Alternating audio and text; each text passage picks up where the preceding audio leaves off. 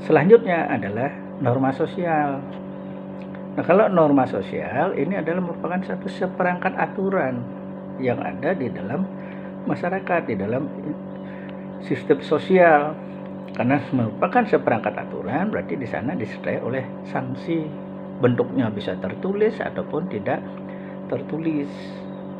Nah, norma sosial ini karena merupakan seperangkat hukum, maka norma ini menjadi pedoman juga.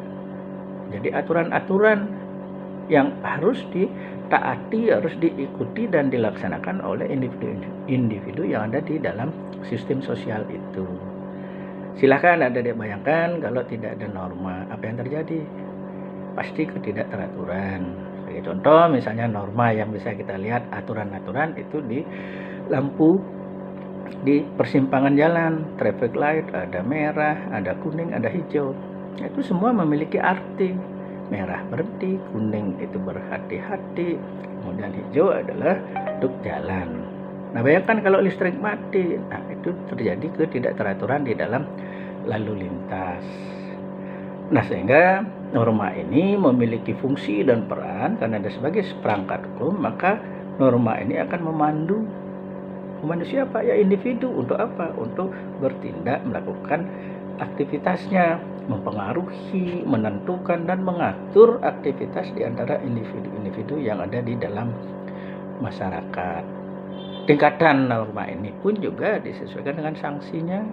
Ada yang namanya cara, itu usage, ada kemudian kebiasaan, itu adalah folkways, kemudian berkembang menjadi tata kelakuan, mores, dan yang paling kuat itu adalah adat istiadat, itu adalah custom. Nah, sanksi dari masing-masing tingkatan norma ini juga akan berbeda-beda. Misalnya cara, kebiasaan itu paling hanya ditegur oleh masyarakat, ada rasa malu di sana. Tetapi kalau sudah adat istiadat itu dilanggar, maka sanksi sosialnya itu akan sangat berat, sehingga apapun yang sudah ditetapkan melalui ketetapan norma adat istiadat, maka ini akan menjadi faktor pengikat yang sangat kuat di antara seluruh anggota masyarakat itu sendiri.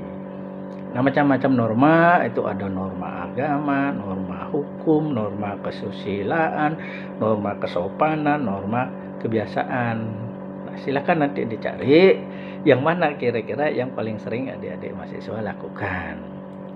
Fungsinya karena dia sebagai seperangkat hukum, maka juga dia berfungsi sebagai pedoman, petunjuk bagi seluruh warga masyarakat, individu-individu yang ada di dalam sistem sosial itu.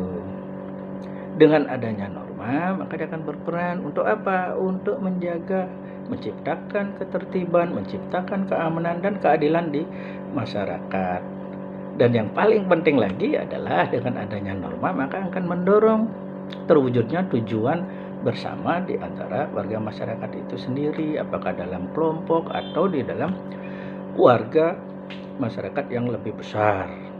Dan berikutnya adalah perannya sebagai instrumen dasar. Sebenarnya instrumen dasar ini dia menjadi patokan bagi seluruh warga masyarakat, karena dia menjadi suatu hal yang dasar, harus diikuti dan dilaksanakan. Inilah yang akan nanti menetapkan apabila terjadi pelanggaran terhadap norma-norma itu, maka siapapun yang ditunjuk menjadi pimpinan di dalam masyarakat, dalam sistem sosial itu, maka akan bisa memberikan sanksi sesuai dengan pelanggaran yang dilakukannya.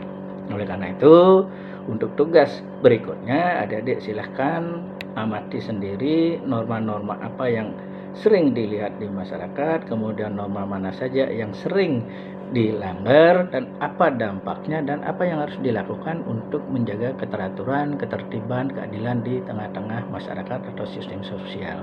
Sekian, terima kasih.